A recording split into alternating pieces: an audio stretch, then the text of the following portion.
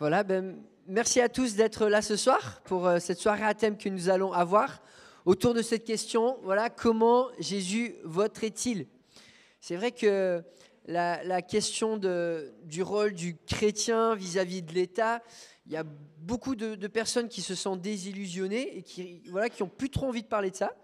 Mais c'est bien de pouvoir avoir ce temps ensemble ce soir pour creuser un peu la question. Donc on a le privilège d'avoir Florent Varac qui va pouvoir élaborer sur le sujet. Il a écrit un livre, je l'ai dit un petit peu, L'Évangile et les citoyens.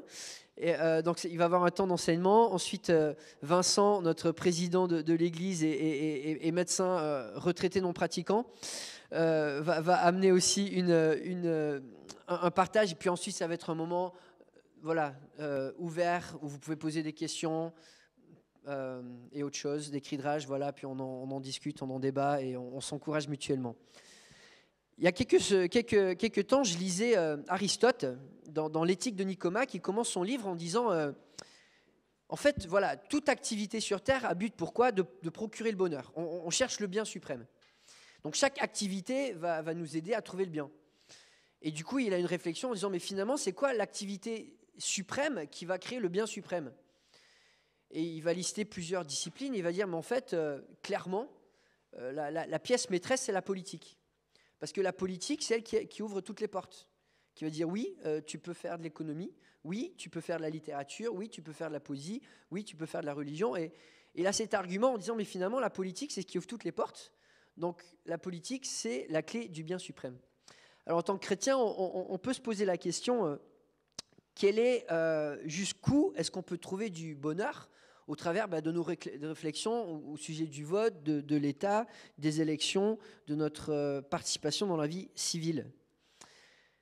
En Jérémie 29, 7, le prophète écrit « Recherchez le bien-être de la ville où je vous ai exilé et intercédez auprès de l'Éternel en sa faveur, parce que votre propre bien-être est lié au sien. » C'est un contexte où les gens ont tout quitté, ils sont en exil, et il dit « Pourtant, voilà, votre bien-être dépend de votre engagement dans la ville, comment vous y vivez. » Donc ça ouvre quand même une porte à la réflexion. Je laisse quand même Florent et Vincent élaborer sur ce qu'ils vont élaborer. Mais en 1 Corinthiens 7, versets 20 à 24, il y a un passage qui m'a un petit peu interpellé ces derniers jours, où Paul va dire, voilà, ok, on a peut-être des débats, on a peut-être des conditions de vie. Voilà, on essaie de comprendre comment vivre ici sur Terre. Il va dire cela, que chacun reste dans la condition qui était la sienne lorsqu'il a été appelé. Étais-tu esclave quand tu as été appelé? Ne t'en inquiète pas, mais si tu peux devenir libre, profites-en plutôt. Enfin, c'est fort quand même, t'es esclave, t'en inquiète pas. En gros, la bonne nouvelle de l'Évangile, c'est que peu importe là où nous sommes, Dieu il a des plans merveilleux pour nous. Mais après, il nous dit quand même, mais si tu peux devenir plus libre, profites-en. Et ça, c'est un petit peu la question du débat. Jusqu'où est-ce qu'on peut s'engager ou jusqu'où il faut réfléchir pour pouvoir jouir de cette liberté? Qu'est-ce que ça veut dire d'être content dans la condition qu'on a tout en jouissant de la liberté qu'on a pour pouvoir chercher plus de liberté? Voilà. Alors, je vais prier parce que c'est ce qu'on aime faire ici. Et puis ensuite, je vais laisser la parole à Vincent et puis ensuite à Florent. Père Céleste, merci pour cette soirée que nous pouvons avoir ensemble. Notre désir, c'est que tu puisses nous donner ta lumière, ta sagesse, ton amour aussi, pour nous aider à bien vivre sur cette terre. Je te prie de conduire toutes les réflexions ce soir et que ça soit à ton honneur. Au nom de Jésus. Amen. Donc voilà, sans plus tarder, on peut applaudir Vincent Réveillé.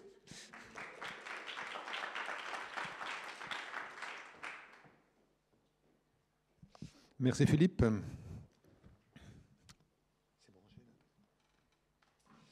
Oui, tu as parlé d'Aristote, alors on va continuer, on va montrer qu'on a de la culture. Non. Aristote, il a dit aussi, l'homme est un animal politique. Donc c'est bien de commencer comme ça. J'ai prévu de le faire sans savoir que Philippe allait déjà citer Aristote. Et en fait, la recherche d'Aristote, elle était assez individuelle dans la recherche de la plénitude, la recherche de la sagesse, de la vertu, c'est ce qu'il écrit dans son livre. Alors que quand on parle de politique, on parle de vivre ensemble. Et il y a un mot quand on parle de vivre ensemble, et moi c'est surtout là-dessus que je vais vous partager dessus, c'est la notion de démocratie. un terme qui est souvent employé actuellement avec des remises en cause. Est-ce qu'on est vraiment dans une démocratie par rapport à ce contexte électoral, compte tenu de toute l'ambiance? Alors, je vais essayer de passer les diapos. Mais... Non, mais j'ai pas le retour surtout. Oui, je sais, mais je voulais vérifier d'abord. Mais merci quand même, Florent. Voilà, je vais vous faire un petit rappel sur la démocratie en France, hein, parce que c'est vrai qu'on est peut-être dans la banalité de penser qu'il y a des élections. Alors, la démocratie, c'est un régime politique qui est fondé sur le principe que la souveraineté appartient à l'ensemble des citoyens et qu'elle peut être déléguée. Alors, soit directement, on parle de démocratie directe, soit indirectement, et on parle de démocratie représentative. De toute façon, on a cette phrase, je veux dire, qu'on a prononcée Abraham Lincoln, c'est la démocratie, c'est le gouvernement du peuple, pour le peuple, par le peuple. Alors ça, ce sont des beaux mots, mais on voit comment ça fonctionne. Alors, on a la possibilité d'élire directement quelqu'un, et c'est le cas pour l'élection du président de la République. On va élire la personne qui va assumer la responsabilité pour laquelle elle se présente. Soit il y a une démocratie représentative, c'est-à-dire qu'on va déléguer certaines personnes qui vont élire après des responsables. Et c'est ce qu'on fait régulièrement quand on vote pour le conseil municipal, pour le conseil départemental, pour le conseil régional ou pour nos députés, qui eux-mêmes vont élire chaque fois un président de département, un maire, un président de l'Assemblée. Les députés, c'est un petit peu différent, ce qui forme une assemblée. Donc on a deux types de représentation. C'est soit direct, et c'est ce qu'on va faire pour la présidence de la République, soit indirect pour les autres types d'élections. C'est ce qu'on pratique dans notre Église. On va élire directement le pasteur et on va élire des représentants au conseil d'administration qui eux-mêmes vont élire le bureau. Donc on pratique la démocratie dans l'Église déjà avec ces deux types de modes de représentation. Alors la démocratie, elle a des richesses, puisque... Je citerai tout à l'heure une phrase de Churchill que vous connaissez peut-être, mais là aussi des inconvénients. La richesse, c'est que, j'allais dire, on vote tous. Hein, et donc, une fois qu'on a élu quelqu'un, en particulier le président de la République, il est libre pendant 5 ans de faire ce qu'il veut. En fait, il ne rend pas forcément des comptes devant nous directement, et nous, on pourra en tant qu'électeurs dire si on est d'accord ou pas d'accord à l'élection suivante. Alors, heureusement que la démocratie a prévu quand même quelques éléments qui peuvent intervenir pour montrer le mécontentement en dehors des sondages, hein, puisque je ne sais pas si on doit gouverner avec les sondages. Les sondages, c'est indicatif, mais sans plus. Donc les façons de s'exprimer, ce sont la grève ou la manifestation pour dire à un moment donné, ce n'est pas possible. Et ces deux droits font partie des droits constitutionnels. Donc vous voyez, on délègue à quelqu'un, on fait confiance, et après, on va valider ou pas cette confiance, et entre-temps, on peut dire, attention, il y a des choses qui ne vont pas. Un élément qui est extrêmement important, qui a été introduit par un philosophe, on passe de Aristote, moins 300 avant Jésus-Christ, on passe au XVIIIe siècle, Condorcet, qui a distingué qu'il y avait 3 pouvoirs. Le pouvoir législatif, c'est celui qui fait qu'on peut voter des lois. Ensuite, le pouvoir exécutif, c'est exécuter les lois ou prendre des décisions qui ne sont pas du ressort de la loi. Et le pouvoir judiciaire. Alors pourquoi Condorcet a dit qu'il fallait voir ces 3 pouvoirs? C'est que pour pouvoir les séparer. Parce qu'il faut que chaque pouvoir puisse contrôler l'autre quelque part pour limiter le risque des abus de pouvoir. Et on voit ici rapidement sur ce schéma que le pouvoir exécutif en France est représenté par le président de la République et par le gouvernement, c'est-à-dire le Premier ministre et les ministres et secrétaires d'État qui sont nommés. Le pouvoir législatif est représenté par le Parlement et le pouvoir judiciaire est représenté par tout le système judiciaire, que ce soit les juges, les magistrats qui font l'instruction, ou les tribunaux qui vont décider. Et parfois, dans les tribunaux, d'ailleurs, il y a la présence du peuple, puisque vous savez que dans les cours d'assises, il y a un certain nombre de jurés qui sont tirés au sort parmi les personnes qui sont inscrites sur les listes électorales. Donc on voit bien le lien qu'il y a entre la liste électorale et puis l'élaboration des pouvoirs, puisque c'est à travers les citoyens inscrits sur la liste électorale que les 3 pouvoirs vont se mettre en place. Très rapidement, on voit ici qu'on a une élection directe avec le président de la République, une élection directe avec les députés, mais qui eux-mêmes vont élire leur président et les présidents de commission. Et puis, au niveau du Sénat, qui est la 2e chambre du Parlement, il n'y a pas d'élection directe. Il y a des grands électeurs qui sont issus des différents scrutins, puis il y a les députés, il y a les maires, et puis il y a des représentants qui sont élus par les conseils municipaux. Donc jamais vous ne voterez pour un sénateur. Si ça vous est arrivé, c'est que vous étiez vous-même déjà grand électeur. Voilà, donc on voit un petit peu ici comment sont répartis les pouvoirs. Je ne commenterai pas parce que ce n'est pas un cours de droit constitutionnel que je vais vous faire. Hein, c'est simplement pour se rappeler qu'il y a des structures qui sont en place ici et que c'est là où s'exprime la capacité du peuple de donner son avis. Et le peuple, c'est quoi? C'est la sommation de tous les individus. Et c'est une des richesses de la démocratie. Mais avant de revenir là-dessus, on rappelle simplement les pouvoirs extrêmement importants en France qu'a le président de la République, alors que dans certains pays, le président de la République n'a pratiquement pas de pouvoir. Et ce qui était le cas dans la 4e République. Vous savez, la 4e République, c'est la République qu'il y a eu entre 1946 et 1958, où la responsabilité du président de la République, on disait, c'était d'inaugurer le chrysanthème. Voilà. Tandis qu'en France, c'est voulu par le général de Gaulle, c'est un pouvoir fort du président de la République, qui a des pouvoirs d'abord de préserver la Constitution. Il est aussi le chef des armées, on a beaucoup parlé ces temps-ci. Hein. Il nomme le gouvernement sur proposition du Premier ministre, mais bon, c'est quand même lui qui décide qui sont les ministres, et il signe les lois qui permettent l'application des lois. Il est aussi ce mot qui est souvent employé dans les médias, le mot garant de la Constitution. C'est-à-dire que c'est lui qui va vérifier que la Constitution est bien respectée. Mais attention, tout ne repose pas sur un seul homme. Il y a aussi une institution qu'on appelle le Conseil constitutionnel qui va lui vérifier que tout ce qui est fait est constitutionnel.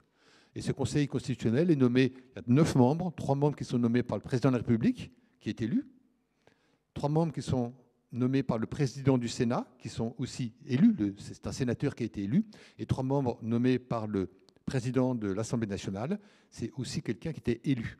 Donc on voit un petit peu que tout le contrôle de fonctionnement de notre République est quand même sous contrôle des électeurs. Alors, on est dans le cadre du suffrage universel direct pour l'élection du président de la République, celle qui nous a fait que ce soir on est réunis pour voir un petit peu comment en tant que chrétien on peut faire pour, j'allais dire, vivre sa cohérence de foi et de citoyen. Est-ce que c'est possible? Si oui, sur quels éléments? Donc on est dans le cadre d'un suffrage universel où le droit de vote est donné à toute personne qui correspond aux critères. Les critères, c'est d'avoir plus de 18 ans, être de nationalité française et de ne pas avoir fait l'objet d'une condamnation qui vous priverait du droit électoral. En fonction du délit pour lequel vous êtes condamné, hein, vous pouvez être suspendu de vos droits électoraux, soit le droit d'être élu, soit le droit d'être électeur. Le principe du suffrage universel, c'est que chaque voix, c'est que chaque voix a exactement la même valeur. Une femme égale une voix, un homme égale une voix. C'est-à-dire que la voix du président de la République, quand il va voter, qui aura été le premier magistrat de France, comme on l'appelle, a autant de voix que n'importe qui dans cette salle ou n'importe quelle personne qui a les critères. Et ça, c'est extrêmement important pour définir la démocratie. Chacun a le même pouvoir en mettant son bulletin de vote. Alors après, on l'assume ou on ne l'assume pas. Ça, c'est d'autres choix.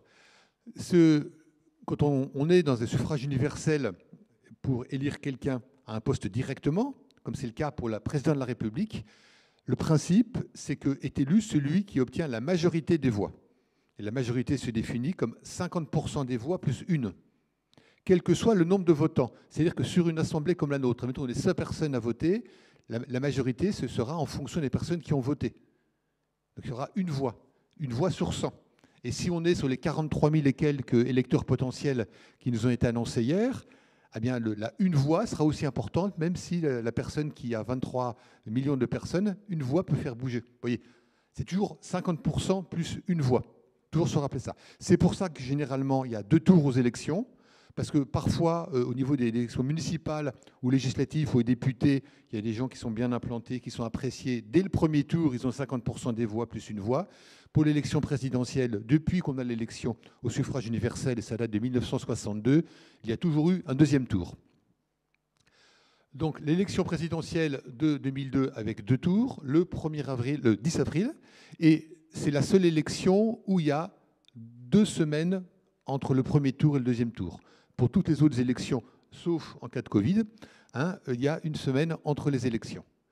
Et donc, nous aurons à choisir entre 12 candidats qui ont pu être candidats parce qu'ils remplissaient les critères définis par la loi, hein, et qui ont été validés par le Conseil constitutionnel. Alors, pourquoi voter? Parce qu'il faut réaliser que nous sommes un régime démocratique, c'est-à-dire où chacun a le même pouvoir et la même équivalence de voix à travers son vote, et que c'est une chance d'avoir, y compris pour nous chrétiens, parce que on verra tout à l'heure éventuellement comment le cadre peut être un peu modifié, hein, mais qu'on sait aussi que dans d'autres pays, ce n'est absolument pas le cas. Et les chrétiens ne peuvent pas se faire entendre, avec parfois le risque d'être mis de côté ou même de faire preuve de violence, et même de violence institutionnelle de la part des États. Hein, et il n'y a qu'à voir l'atlas que publie Porte Ouverte tous les ans pour montrer que être dans une démocratie, pour nous chrétiens, c'est quand même quelque chose qui est important. Autre élément que je veux souligner, c'est qu'on a un droit, et vous savez, un droit, si on ne s'en sert pas, il a tendance à disparaître. Hein, et que si jamais il y avait de moins en moins de gens qui allaient voter, quelles que soient les raisons pour lesquelles ils vont voter, quelque part, ça risquerait de faire évoluer le contexte dans lequel nous sommes. Et voter, dernière chose que je voulais vous partager, presque dernière chose que je voulais vous partager, hein, c'est que voter, c'est peser sur les décisions qui auront lieu à travers la personne qui sera élue. Si je ne vote pas, l'autre a plus d'importance que moi pour le choix. Et donc si je ne vote pas, je ne peux pas après me plaindre des choix que feront la personne pour qui j'ai voté ou pas voté.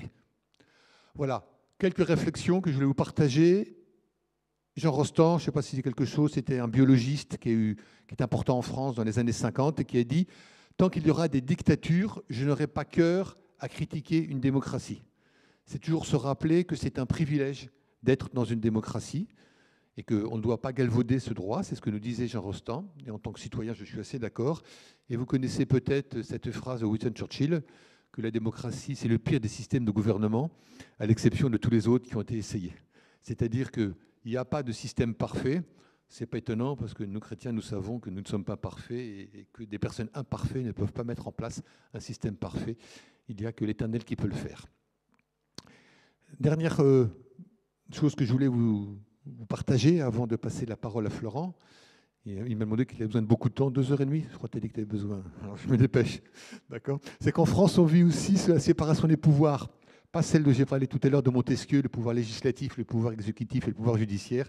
C'est la séparation du pouvoir temporel, c'est-à-dire le pouvoir de la société, et le pouvoir spirituel.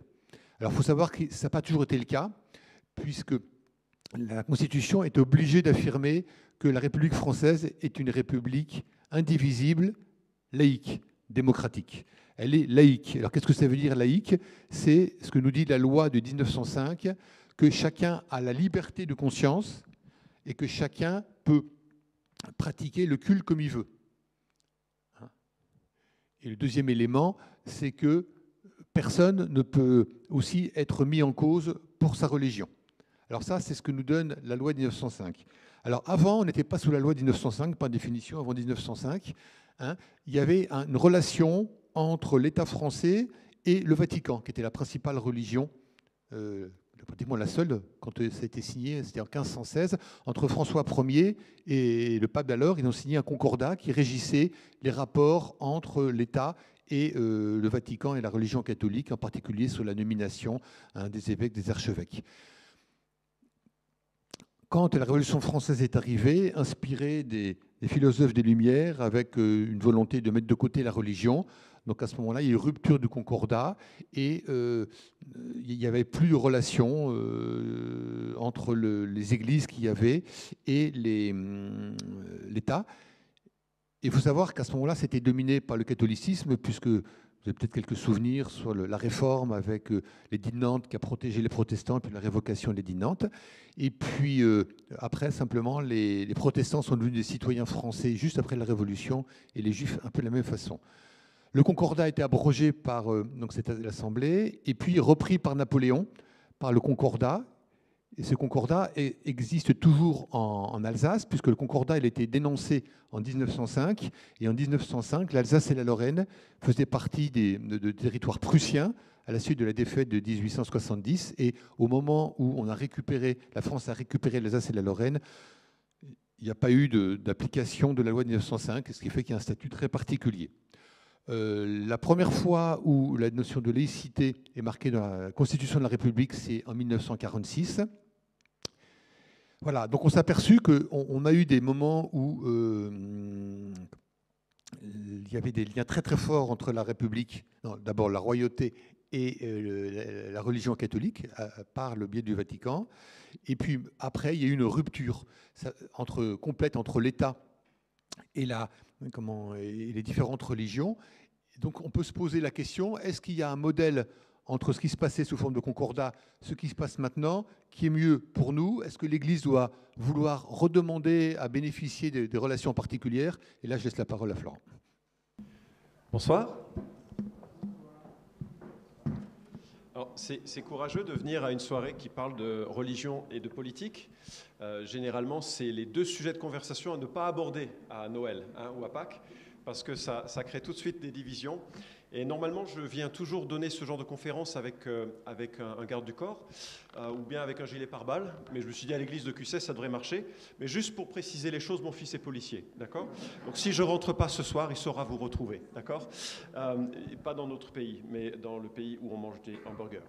Alors ce soir, la part qui m'a été donnée, c'était de parler de la perspective biblique un peu. Comment est-ce que Jésus voudrait qu'on vote?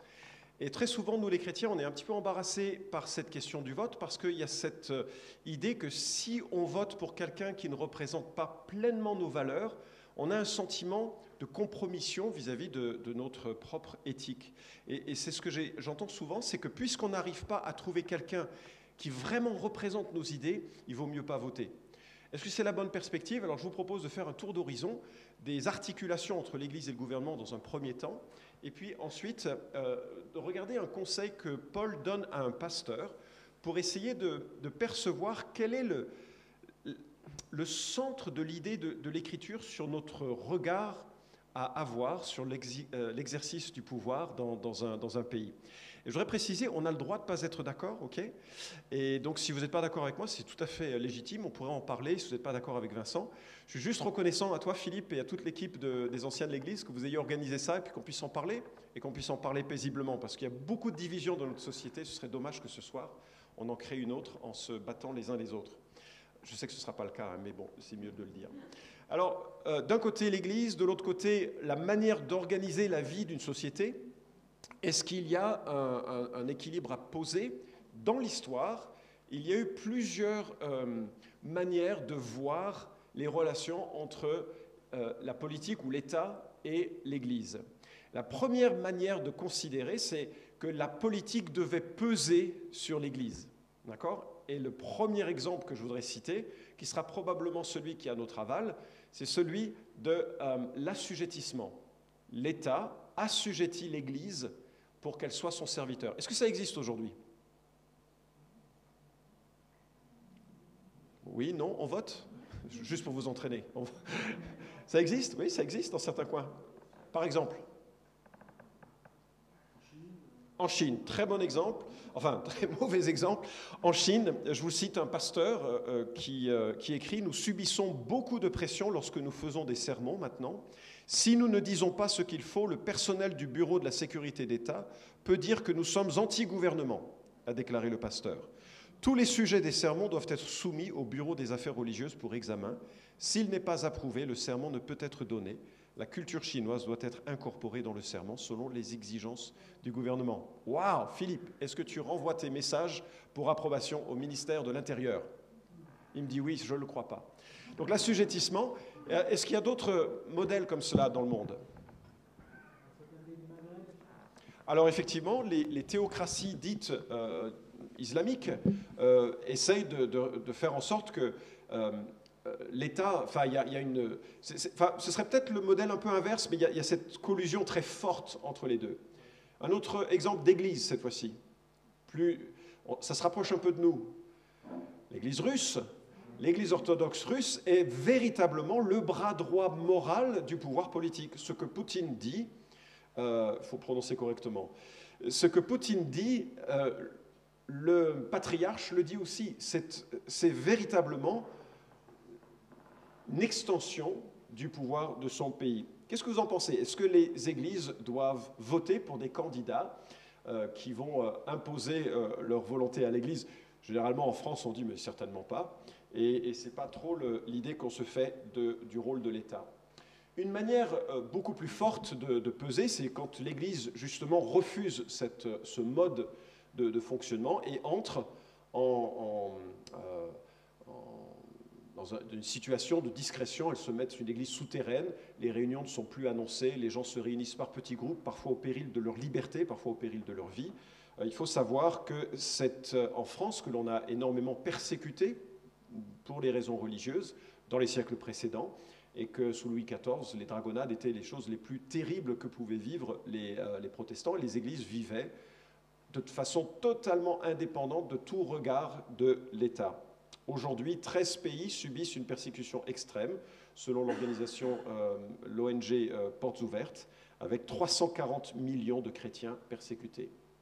Et moi, je me souviens, quand j'étais pasteur ici, c'était une rentrée en septembre, mi-septembre, fin septembre, il y avait beaucoup d'étudiants qui étaient là, et on a commencé à chanter. J'aime trop cette assemblée, ça chante bien, c'est juste magnifique, extraordinaire, et on se met à chanter. Il y a une femme une jeune fille qui venait d'arriver dans l'église, qui se met à pleurer. Et je sais qu'on ne chante pas toujours bien, mais quand même j'étais un peu offensé. Donc après le culte, je vais la voir et je lui dis « Ça va? Comment ça se passe? Comment vous avez vécu ce culte ?» Elle dit « C'était extraordinaire. Je viens d'Arabie Saoudite et là-bas on n'a pas le droit de se réunir. Et donc quand on se réunit, on chante en chuchotant. C'est la première fois de ma vie que je chante à gorge déployée. Et c'était bouleversant, n'est-ce pas? Et je me dis, on ne mesure pas le privilège que nous avons de pouvoir vivre librement, la foi ou pas, comme cela. Alors, il y a maintenant le schéma inverse, c'est-à-dire que c'est l'Église qui va peser sur la politique. Et là, on se rapproche plus d'une tendance. Alors, dans sa version la plus extrême, c'est ce qu'on appelle la théocratie ou la domination. L'idée, c'est que l'Église doit imposer ses valeurs par le bras politique sur la société. D'accord? Donc, les valeurs morales que nous avons dans l'Écriture, ça doit devenir les lois de la République. Il faut que la Constitution se rapproche des 10 commandements. Ce serait l'idée, n'est-ce pas? Alors, est-ce que vous avez des exemples de ceci dans l'histoire?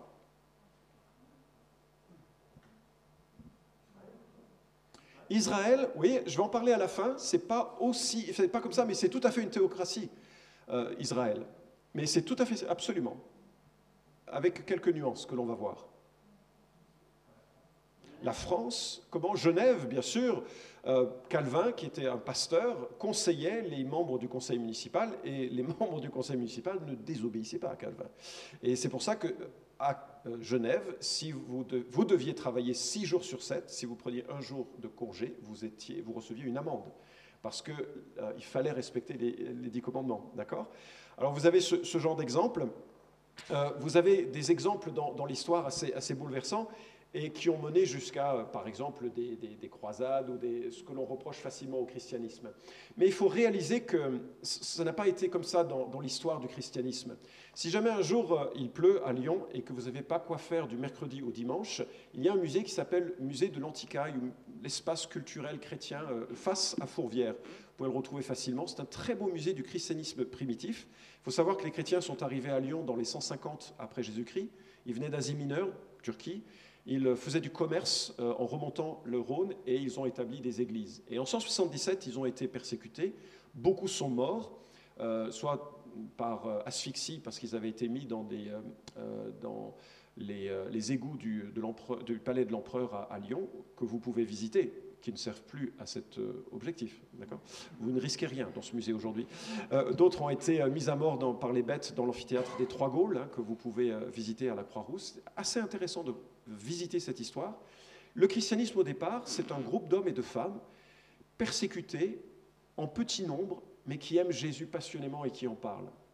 Et puis il y a un événement qui va changer la chrétienté, cette fois-ci non pas les gens, mais le mouvement du christianisme, avec la conversion de Constantin. Je ne sais pas si la photo en haut est représentative de son look, mais Constantin se serait converti en 313. Et je ne suis pas sûr qu'il se soit vraiment converti parce qu'il a continué de tuer les membres de sa famille pour garder le pouvoir. Ce n'est pas très chrétien, ne le faites pas chez vous, d'accord? Et par contre, de Marc Aurèle qui conseillait sur la manière de persécuter les chrétiens, ou de les cadrer, ou de les ramener au paganisme, à Constantin, il y avait soudainement une immense différence. Vous imaginez, vos enfants partent à l'école et vous n'avez pas à craindre qu'ils ne reviennent pas parce qu'ils ont été emportés par une rafle. Soudainement, Constantin est vu comme un héros. On est en 313, 70 ans plus tard, il y a un décret qui passe par l'un des descendants de Constantin, il s'appelle Théodose, et lui exige que l'on adore le Dieu de l'apôtre Pierre sous peine de confiscation de ses biens. Le christianisme devient obligatoire. Donc on passe d'une religion où les gens choisissent, parfois au prix de leur vie, de devenir disciples de Jésus, à une religion qui est sociétale, que vous devez embrasser, sinon vous allez être entièrement persécuté, avec les Juifs qui avaient une exception, parce qu'ils savaient que ça ne marcherait pas pour ce peuple qui avait un attachement à ça. Alors, ça ne donne pas l'air de quelqu'un de très heureux. Hein.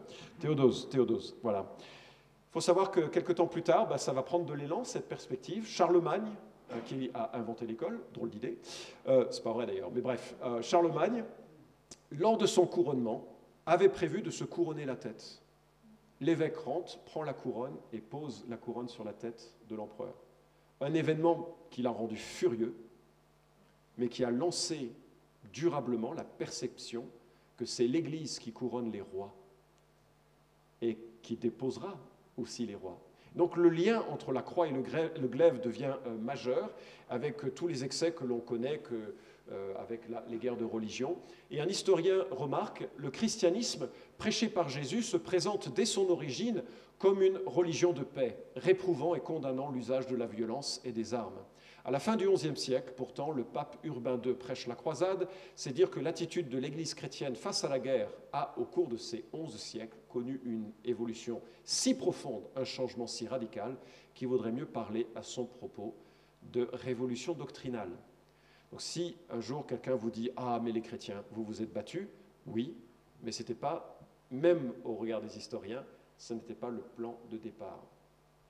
Donc la première idée de la théocratie, c'est probablement pas, c'est absolument pas ce qui était prévu dans les Écritures, on va le voir dans un instant. Et il y a un quatrième modèle qui est généralement celui qui est perçu comme le modèle qu'il faut qu'on suive, qui est le modèle du lobbying. C'est-à-dire que ceux qui sont dans la société, ils doivent faire en sorte que les pensées de la Bible s'imposent sur la sphère sociale et politique.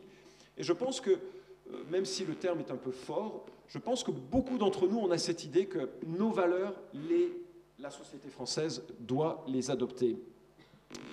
Et je remarque que nos collègues américains, qu'est-ce qu'on ferait sans les Américains, adoptent assez facilement cette perspective. Et Wayne Grudem, peut-être vous connaissez, attendez avant de lire sa citation, Wayne Grudem, que vous connaissez peut-être pour son excellent pavé de 800 pages, je ne sais plus, qui s'appelle La théologie systématique, si vous avez des insomnies un soir, Wayne Grudem, Théologie systématique, remarquable.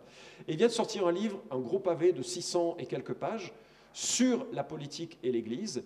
Et dans ce livre, voilà ce qu'il dit. L'Église doit exercer une influence significative sur les gouvernements.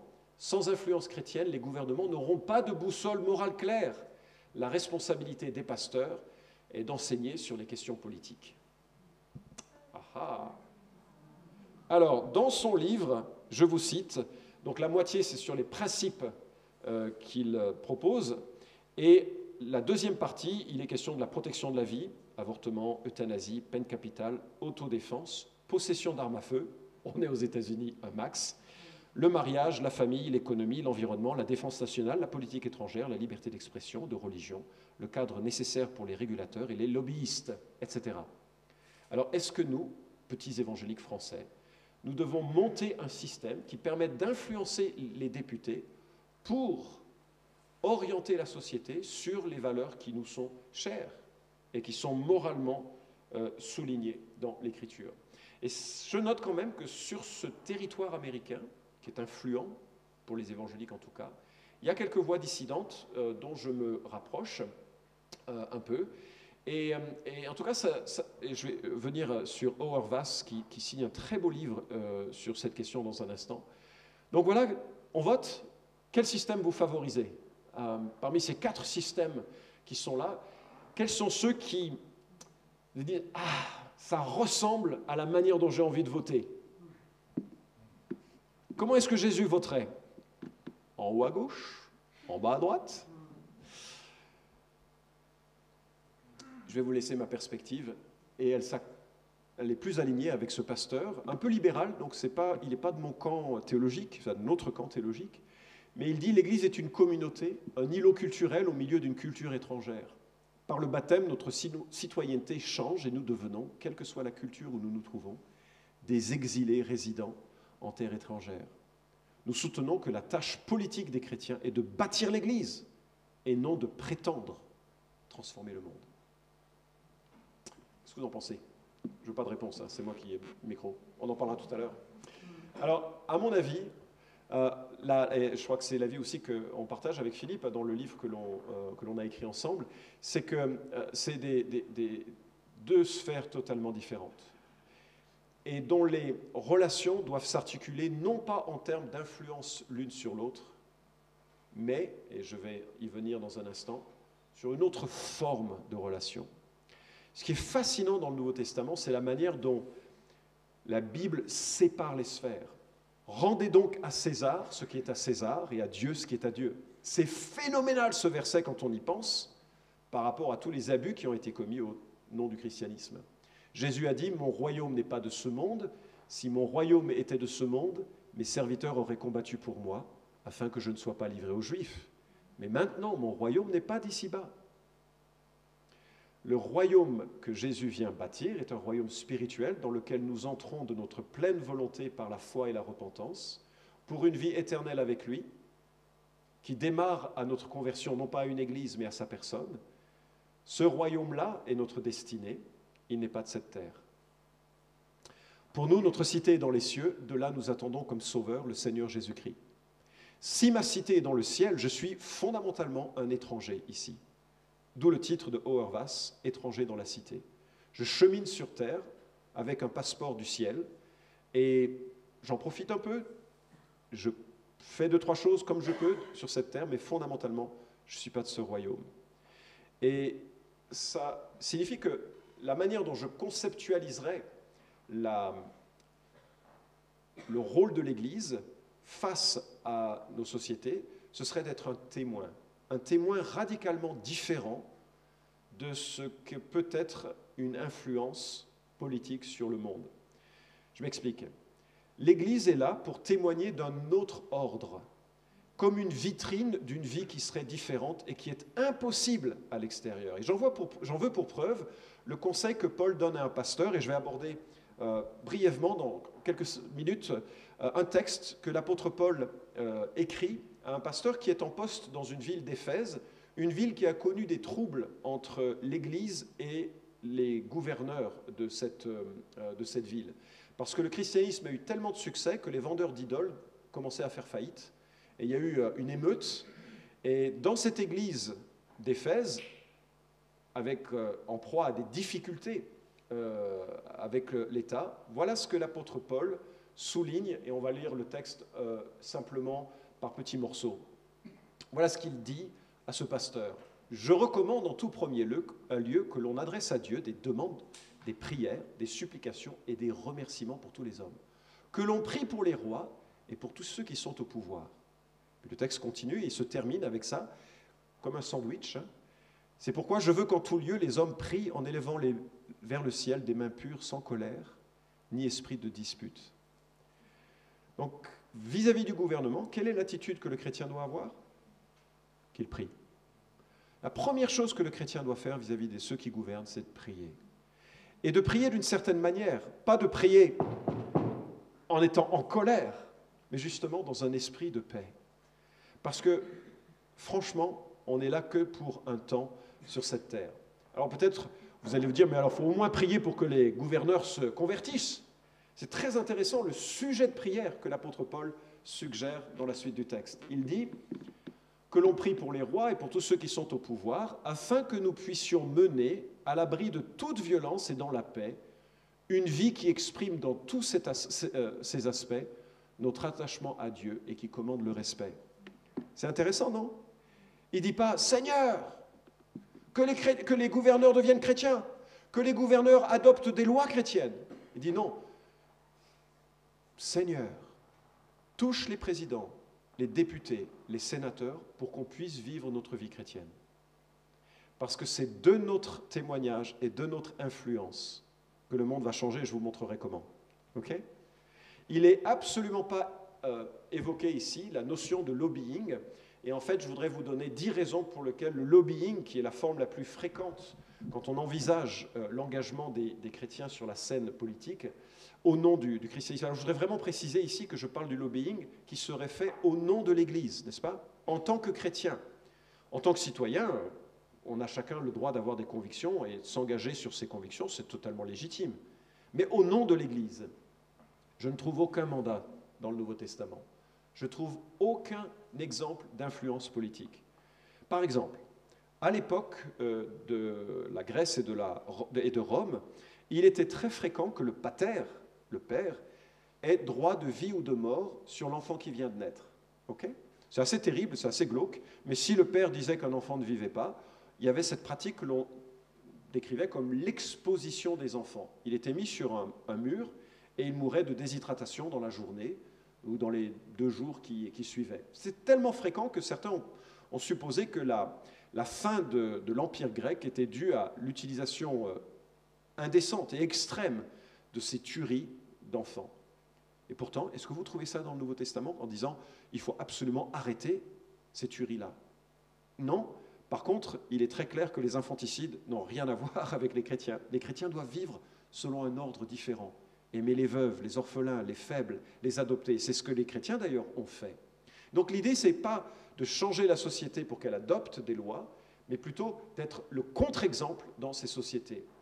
Il y a aussi le danger que lorsque l'on commence dans le chemin du lobbying, il y a une continuité jusqu'à la théocratie. À partir du moment où on cherche à changer une loi en faveur d'un projet, on va jusqu'à réguler le nombre de fois où on mâche un chewing-gum. Vous voyez ce que je veux dire? Il y a de plus en plus ensuite une ingérence pour rendre conformes les gens à une perception de ce qui devrait être la volonté de Dieu. Une autre remarque, c'est que le christianisme est absolument impossible sans le Saint-Esprit. J'ai découvert la foi chrétienne, j'avais 18 ans. C'est la plus grande expérience, la plus magnifique que j'ai pu vivre de ma vie. C'est beau de marcher avec Jésus. Il est un sauveur et un maître extraordinaire. Mais la vie chrétienne est dure. Plus dure que je l'imaginais. Et je compte sur un Dieu qui vit en moi. Comment est-ce que je peux demander à ceux qui ne sont pas chrétiens de vivre comme Jésus le demanderait? C'est déjà difficile pour nous. Comment pourrions-nous l'imposer aux autres? Par ailleurs, le moralisme ne sauve pas. Si une prostituée rentrait dans ses locaux un dimanche matin et entendant Philippe, elle dise « Oh, j'arrête la prostitution », est-ce que l'Église aurait fait du bon travail? Non, parce que ce n'est pas en changeant de morale que l'on est sauvé, mais en se convertissant par la foi et la repentance à Jésus-Christ. Et donc, que l'on soit médecin, prostituée, notaire, ouvrier, que l'on soit mère à la maison, que l'on soit... Ce n'est pas la morale qui sauve. C'est de prendre conscience que l'on est brisé et que Jésus vient sauver. Et puis, si on se met à dénoncer ceux qui commettent le péché, c'est difficile ensuite de les mener à la foi. Cela laisse un héritage douloureux dans l'histoire et c'est impossible d'équilibrer les valeurs. Lorsqu'on parle par exemple de justice, c'est plutôt des valeurs de droite ou de gauche? De droite. Quand on parle de valeurs d'éducation, c'est plutôt de gauche ou de droite? De gauche. C'est à la louche, hein, c'est caricatural. Et lesquelles de ces valeurs sont plus conformes à l'Écriture? Les deux. Et donc c'est super compliqué si on devait imposer des valeurs bibliques parce qu'on arrête tellement un chantier qui est indépendant de la capacité humaine de le réaliser. Et puis nous sommes des visiteurs en terre étrangère. Je pars demain aux États-Unis et je ne vais pas leur dire comment ils doivent vivre, ces Américains. Je suis dans la même situation vis-à-vis de notre État. Voilà. L'apôtre continue. Voilà ce qui est bien devant Dieu, notre Sauveur, ce qu'il approuve, car il veut que tous les hommes soient sauvés et parviennent à la connaissance de la vérité. En effet, il y a un seul Dieu, de même aussi un seul médiateur entre Dieu et les hommes, un homme, Jésus-Christ. Il a offert sa vie en rançon pour tous. Tel est le témoignage qui a été rendu au moment voulu. C'est pour publier ce témoignage que j'ai été institué prédicateur et apôtre. Je dis la vérité, je ne mens pas, pour enseigner aux non-juifs ce qui concerne la foi et la vérité. L'Église est là pour parler de Jésus. Ça semble simple, hein, mais Jésus, vous n'en entendrez pas parler sur France Info. L'Église est là pour en parler. Et le but, c'est de prier pour que les gouvernements qui viendront après favorisent la liberté de culte et de religion, pour que justement le message de l'Église soit entendu. Je termine. Quand je parle en ces termes, les gens disent « Wow, c'est vachement pessimiste ta perspective, on ne s'engage pas alors ?» En tant qu'Église, je crois, on ne s'engage pas. Et vous n'entendrez pas dans la bouche de Philippe, ni de moi, ni de quelconque ancien ou responsable de l'Église, des consignes de vote. On n'est pas dans le même ordre de conseil. Mais il peut y avoir ici ou là des hommes, des femmes, pour qui c'est un appel, une vocation. Eux ont le sentiment d'être conduits dans un engagement moral, politique, et c'est magnifique et ça va changer. Et d'ailleurs, il ne faut pas sous-estimer le pouvoir d'une influence implicite. Par exemple, je vous encourage à lire le livre « Merci la Bible », où plusieurs auteurs montrent la contribution de la Bible à la société. Et c'est remarquable sur la notion des droits humains, des droits fondamentaux, sur la notion d'esclavagisme, sur la notion de liberté de culte. Ça va bien en amont des textes ou des lois qui ont été évoqués tout à l'heure. Quand on parle justement de contre-culture, il y a un principe de gouvernance qui secoue le monde entier. Regardez comment Jésus parle en Matthieu 20, 28. « C'est ainsi que le Fils de l'homme est venu, non pour être servi, mais pour servir, et donner sa vie en rançon pour beaucoup. » Jésus, c'est qui pour les chrétiens? Le Fils de Dieu, le Fils éternel de Dieu. Si je devais utiliser un terme contemporain, c'est quand même le boss, enfin le big boss, vraiment. Pourtant, quand il se présente, il vient pour servir et pour donner sa vie en sacrifice pour que des gens soient sauvés. Un homme d'affaires, un homme qui dirige une équipe, un homme ou une femme d'affaires qui dirige une équipe, qui est impliqué dans la société, s'il prend cela comme modèle, il renverse fondamentalement tout ce qui peut se passer de négatif lorsque les hommes tentent de prendre le pouvoir. On a parlé de la théocratie, mais je note que, et ce sont deux Israéliens qui ont remarqué que 1500 ans avant Jésus-Christ, bien avant les démocraties grecques, les concepts fondamentaux de la démocratie étaient présents dans la loi de l'Ancien Testament. Par exemple, séparation des pouvoirs. Savez-vous que le prêtre ne pouvait pas être roi dans l'Ancien Testament? C'est certes une théocratie, mais une théocratie dans laquelle jamais un roi n'a édicté la moindre loi. Et un historien qui s'est penché là-dessus a dit, quand on compare le code de Hammurabi en 2000 avant Jésus-Christ, et le pouvoir des rois était absolu à ceux de l'Ancien Testament, on remarque à quel point les rois juifs avaient quasiment aucune autorité. Deuxièmement, il remarque l'égalité devant la loi. Le roi était tenu de suivre les mêmes commandements que le peuple. Là encore, si vous comparez au peuple antique, ça n'a rien à voir. Antioche IV Épiphane, Nebuchadnezzar, Alexandre le Grand étaient des despotes au pouvoir absolu. Ils faisaient ce qu'ils veulent et leur peuple ne pouvait pas faire ce qu'il voulait. Et puis, il y a la notion de constitution. La loi, l'Ancien Testament, peut être considéré comme une constitution et qui devait être ratifiée par le peuple. Certes, le peuple juif, dans son ensemble, devait le ratifier, mais il avait le choix de ne pas le faire et d'être exclu du peuple. Et donc, 1500 avant Jésus-Christ, longtemps avant les premières démocraties grecques qui sont évoquées, il y a des principes qui ont révolutionné le monde au fil du temps. Et quelques exemples. Vous reconnaissez à gauche? Belle moustache, non? Belle moustache. Henri Dunant, fondateur de la Croix-Rouge, est un homme, un disciple de Christ, qui a été bouleversé de la souffrance sur les champs de bataille et qui se dit que cette activité humaine des plus terribles, celle de la guerre, devait aussi être régulée par un peu d'humanité. Et c'est au nom de sa foi qu'il a changé la donne et qui a permis qu'il y ait un peu d'humanité dans cette horrible situation. Vous ne connaissez probablement pas, mais je vous présente Christian Führer. Christian Führer était pasteur à Berlin et au moment de la séparation entre les deux Allemagnes, Et en 1982, 7 ans avant la chute du mur, tous les lundis à 5 heures, ils priaient pour la paix avec 40 bougies pour 40 participants. Et au fil du temps, ce mouvement s'est répandu au point que le 9 octobre 1989, ils étaient 2000 à se rassembler pacifiquement avec 2000 bougies en prière. Et je lis, ils sont mis à sortir dans la rue, à marcher paisiblement ensemble vers les tanks. Ils offrirent aux soldats ces bougies. Chacun déposa ses armes en tenant la bougie. Les tanks se retirèrent. Quelques années plus tard, ce pasteur a dit, les officiels est-allemands dirent qu'ils étaient prêts à tout, sauf à des bougies et des prières. 1 mois plus tard, Gorbatchev fit tomber le mur. Aujourd'hui, on crédite la réunification pacifique de l'Allemagne à 2000 personnes qui s'étaient rassemblées avec des bougies et un cœur de prière. Il ne faut jamais sous-estimer la puissance de principes différents, d'une vitrine de vie différente.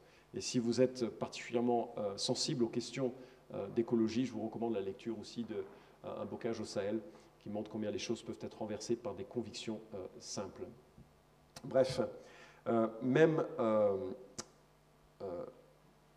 des hommes comme, je vais essayer de retrouver la citation, oui, même des hommes comme Luc Ferry le concèdent, l'idée que la valeur morale d'un être humain ne dépend pas de ses dons ou de ses talents naturels, mais de l'usage qu'il en fait, de sa liberté et non de sa nature, est une idée que le christianisme va donner à l'humanité et que bien des morales modernes, non chrétiennes, voire anti-chrétiennes, vont malgré tout reprendre à leur compte.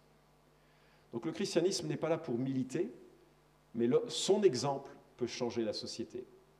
Et si vous avez le temps de lire, je vous recommande, mais vivement, ce livre, Les chrétiens, de Tom Holland, comment ils ont changé le monde. C'est un gros pavé, ça se lit facilement, c'est un historien qui regarde l'histoire de l'Église pas de manière favorable ou négative, il remarque les choses surprenantes.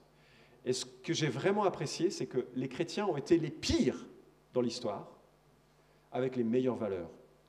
Et il note qu'il y a des fulgurances issues du christianisme qui changeront le monde, malgré le mauvais exemple du christianisme. Et je trouve ça fabuleux comme lecture. Alors j'ai plein de citations, mais le temps est terminé. Si vous voulez explorer davantage, voici quelques livres. Étrangers dans la cité sur un livre relativement intéressant, un best-seller aujourd'hui, c'est rare dans ces questions, celui que j'ai écrit avec Philippe, et puis également quelques livres sur la laïcité. Vous avez été très patient pour un vendredi soir après une semaine de travail, et je vous remercie pour votre attention. Je m'arrête là, peut-être ça va susciter des questions, des débats, et je vais demander à Vincent de revenir avec Philippe.